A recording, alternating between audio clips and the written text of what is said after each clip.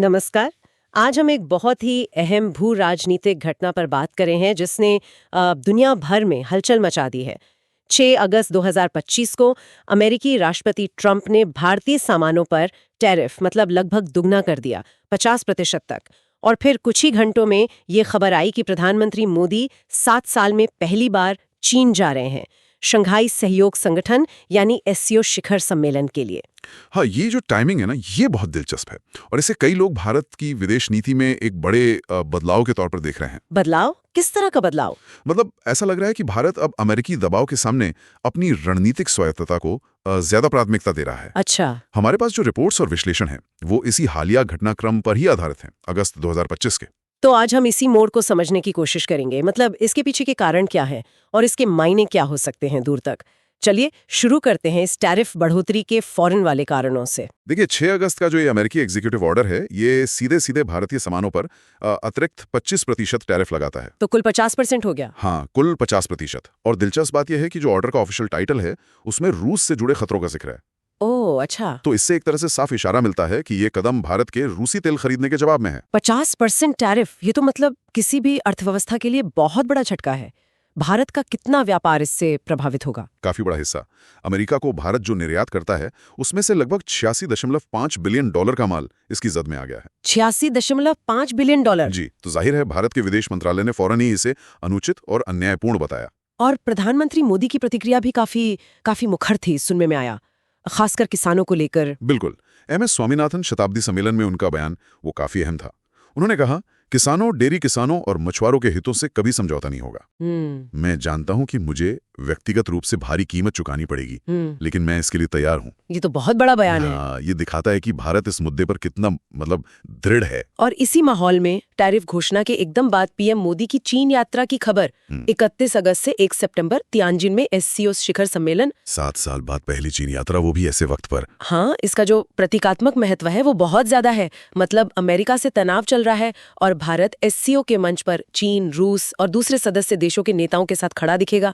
Xi Jinping, Putin सब होंगे वहाँ। लेकिन भारत संतुलन भी तो बनाने की कोशिश कर रहा है। जापान यात्रा भी है शायद। हाँ बिल्कुल। चीन यात्रा से ठीक पहले जापान जाकर प्रधानमंत्री इशिबा के साथ वार्षिक शिखर बैठक भी है। तो ये दिखाता है कि जो पारंपरिक सहयोगी हैं उनसे भी रिश्ते बनाए रखने की कोशिश है। ठीक है, अब जरा इसके आर्थिक असर पर आते हैं। ये जो 50% टैरिफ है, इसका जमीनी स्तर पर कैसा असर दिख सकता है? कौन से सेक्टर्स हैं जो सबसे ज्यादा प्रभावित होंगे? असर तो देखिए कई जरूरी सेक्टर्स पर पड़ेगा, जैसे कपड़ा उद्योग, जहां करीब 4.5 मिलियन नौकरियां हैं। 4.5 मिलियन? हाँ। फिर टेक्सटाइल्स, उसमें करीब 8.7 मिलियन नौकरियां। फिर झींगा और दूसरे समुद्री उत्पाद, चमड़ा, हीरे, सोना, ये सब सीधे प्रभावित होंगे। तो कुल मिलाकर कितनी नौकरियों पर खतरा आ सकता है? अनुमान है कि कुल मिलाकर लगभग 29 मिलियन नौकरियों पर असर पड़ सकता है। 29 मिलियन, ये तो बहुत बड़ी संख्या है। जी। और आर्थिक नुकसान का जो शुरुआती अनुमान है वो सालाना 35 से 40 बिलियन डॉलर के निर्यात राजस्व का है।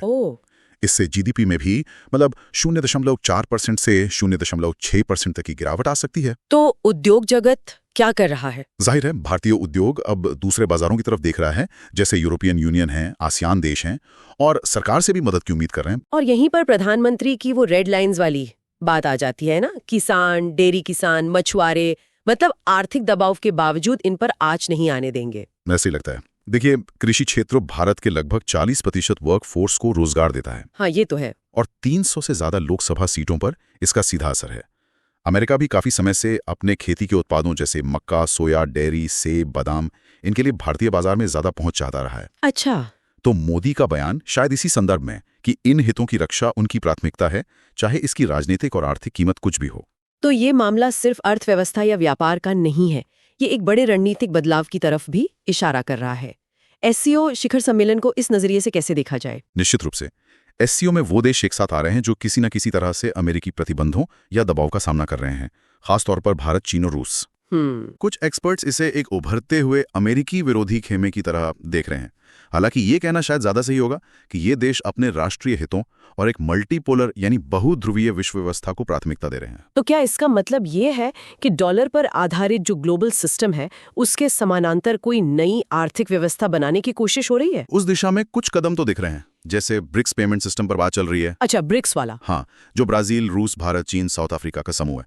ये डॉलर पर निर्भरता कम कर सकता है, फिर सदस्य देशों के बीच अपनी मुद्रा में व्यापार, ऊर्जा सुरक्षा में सहयोग। जैसे रूस भारत तेल वाली डील। बिल्कुल, वो साझेदारी तो बहुत बढ़ गई है। 2024 में $52.7 बिलियन तक पहुंच गई थी। ये सब उसी तरफ इशारे हैं। और चीन के साथ रिश्तों का क्या? सीमा पर तो तनाव रहा है काफी समय से, उसके बावजूद ये नजदीकी। देखिए, अक्टूबर 2024 में एक समझौता हुआ था। उसके बाद सीमा पर तनाव कुछ कम करने की दिशा में थोड़ी प्रगति हुई है। जैसे देपसांग और डेमचौक में गश्त फिर से शुरू हुई है। व्यापार को भी सामान्य करने और $150 बिलियन से ऊपर ले जाने की बात हो रही है। लेकिन हाँ, जो मुख्य मुद्दे हैं जैसे सीमा विवाद, वो अभी पूरी तरह हल नहीं हुए। तो ये एक बहुत ही जटिल संतुलन है। तो क्या हम ये कह सकते हैं कि भारत अब सिर्फ एक स्विंग स्टेट नहीं रहा, बल्कि अपनी शर्तों पर फैसले लेने वाला एक स्वतंत्र शक्ति केंद्र बनने की कोशिश कर रहा है? ये घटनाक्रम तो कुछ ऐसा ही दिखा रहा है। भारत ने ये दर्शाया है कि वो बाहरी दबाव का सामना करते हुए अपनी रणनीतिक स्वायत्तता, अपनी आजादी बनाए रख सकता है। और शायद दूसरे देश भी इस पर गौर कर रहे होंगे। हाँ बिल्कुल, ब्राजील, दक्षिण अफ्रीका, आसियान देश जो भी ग्लोबल मंच पर अपनी स्वतंत्र विदेश नीति चाहते हैं, वो इसे देख रहे होंगे। और ये डॉलर के दबदबे को चुनौती देने और एक मल्टीपोलर दुनिया की तरफ बढ़ने का भी संकेत है। तो अगर संक्षेप में कहें, ये संकट भारत के लिए एक अहम मोड़ साबित हो रहा है, जहां उसने बाहरी दबाव के सामने अपनी रणनीतिक आजादी और राष्ट्रीय हितों को सबसे ऊपर रखा है। प्रधानमंत्री का वो बयान, भारी कीमत चुकाने को तैयार, शायद इसी का प्रतीक है। हाँ बिल्कुल, ये वैश्विक मंच पर भारत का बदलता हुआ आत्मविश्वास और अपनी जगह बनाने की जो कोशिश है, उससे दर्शाता है। जाते जाते एक सवाल हम अपने श्रोताओं के लिए छोड़ जाते हैं। जिस तरह से भारत, चीन और रूस जैसे देश करीब आ रहे हैं और एक वैकल्पिक वैश्विक ढांचे की तरफ बढ़ते दिख रहे हैं, उसे देखते हुए आने वाले सालों में ग्लोबल ट्रेड, पुराने गठबंधनों और शक्ति संतुलन, खासकर एशिया में, किस तरह बदल सकते हैं, इस पर सोचने के लिए बहुत कुछ है।